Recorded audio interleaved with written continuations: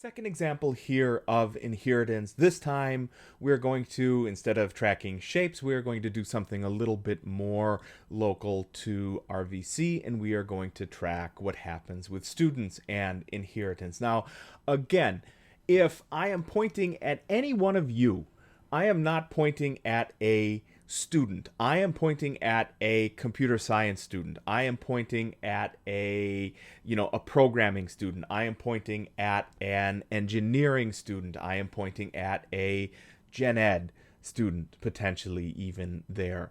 The abstract class is a student. The more specific class is going to be whatever is related to what your majors happen to be. Now, the reason for that, again, is we want to have a general class, and then we want to use inheritance to grow more and more specific. We want that granular control over everything, because otherwise we've got an untenable mess we'll have to actually deal with. Every degree has a different number of credit hours. Every degree has a different number of, or a different load of like supplemental classes that you have to take. And in order for us to get those things right, what we need is an abstract base class, and we need to have inherited classes after that that are more and more specific. So we are coding from the general farthest away to the more specific closest to you. So the way we do that here is, and you can already see the output, but we'll get there in just a moment, is our abstract base class is over here with the student. Now you'll see here with student, we have an abstract class, public abstract class.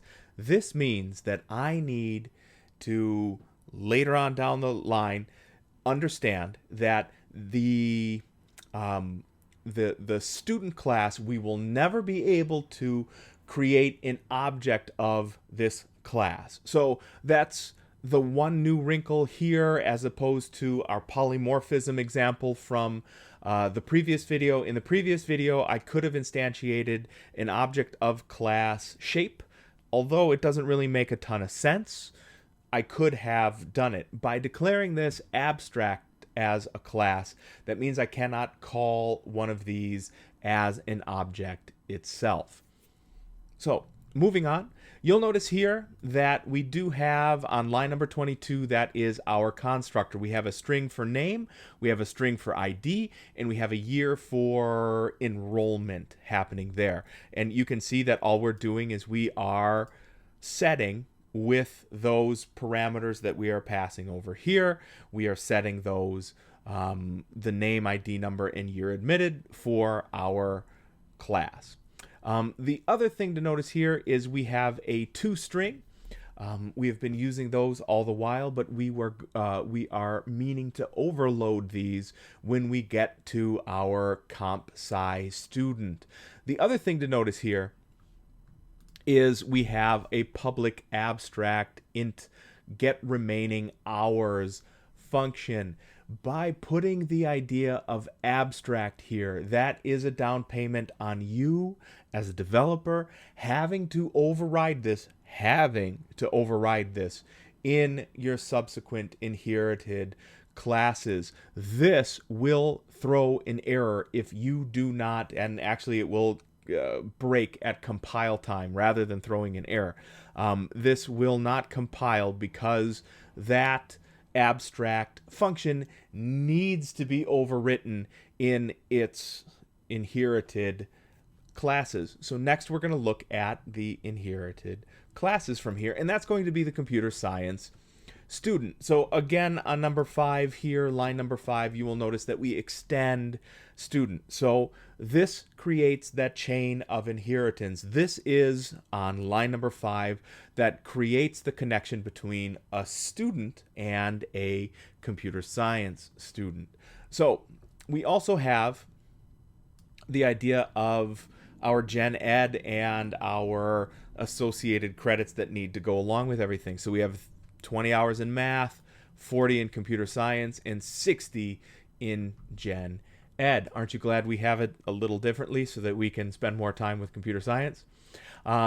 So the big wrinkle I have for you here is on line 25, where we have our constructor for a computer science student. And you'll notice that we do have a string for name, a string for ID, and an int for year of enrollment. The exact same thing that we had with our student description. So what are we doing? In line number 27, we're calling to the super. So that is our super classes constructor to be able to pass name, ID, and year up to the superclass constructor instead of overriding that here.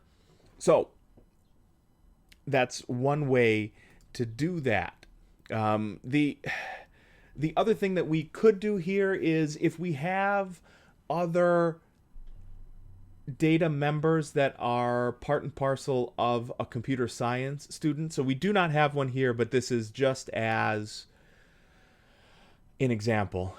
If we would have, and frankly, student takes care of everything, but let's say for whatever reason we wanted to know how many credits you transferred in, and that's something that computer science would necessitate, whereas a general student object would not.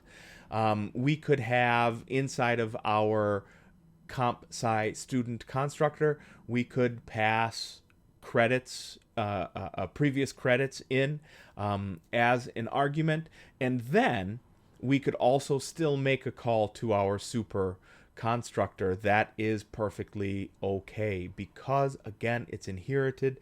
That means you are using those general components while still adding more specific components if you needed to. So I'll let you go through the nitty and the gritty of all of this, but we have things like setters and getters for our general ed hours, our computer science hours, our math hours. And down here, we have the abstract function we defined in student.java from line 70 through 83. This is where we are defining that. Remember that line over here in, my mouse is freaking out, line 51 in our student.java is requiring us to pay this back in our inherited classes. So here is where we have to define that. So this is our abstract class from student.java, get remaining hours. And there is the formula we need for get remaining hours. So you will notice here that we also have our toString, and we have overridden it here. Is there any reuse of what we have from the student Java, the student.java description? No, not really. So here is our toString. We have name, ID number, and year admitted here in our computer science student.java. We have our major, our math hours, our computer science hours, and our gen ed hours taken. So now let's go take a look at our main.java. How are we using this? So first and foremost, what we want to show is here on lines 5 and 6. This is where we have this is where we instantiate an object of class computer science student. So we are calling there. Let's get that out of the way. CS student is our new computer science student. Jennifer Haynes, there is your ID number, and 2021 for the year. So here we are storing the math, the computer science, and the general ed hours with the set math, set CS hours, and set gen ed hours. Here on line 13 and 14, this is where we are calling to the superclasses print function, right? So here we have our toString. So this is, there we go, our toString function, name, ID, year admitted. If we look over here in our output window, name, ID, year admitted, this block comes from calling to CS students the the super classes toString. That's what you're seeing there. Here we are using CS students toString, and you'll notice I got carried away and I wanted to talk about the hours remaining really quickly there. So here on line 14, we are calling to the CS students toString function. But what do you notice in the output window? We have name, ID, and year. And name, ID, and year come from this toString, the superclasses toString function. We also have major math hours, comp sci hours, and general ed hours. This comes from our computer science student description. So what are we doing here? You'll notice that in our comp sci student description, we have this line here, our string super dot toString. So this is calling to our superclasses toString function, and we're adding to it the rest of what we need here for a computer science student. So think about that. If we have an engineering student, we could create an object of class engineering student. And even though we have a new class of student declared there, we can call to the superclass, in that case it's student, and we can still use the student or the superclasses, so students, toString function, and add new, more specific details to it here in its derived class. So this is why inheritance is so great. It allows us to allow in this case, an abstract base class to absorb some of the functionality and distribute that functionality down through the inherited classes. And then we don't have to work as hard when we create new different kinds of student classes.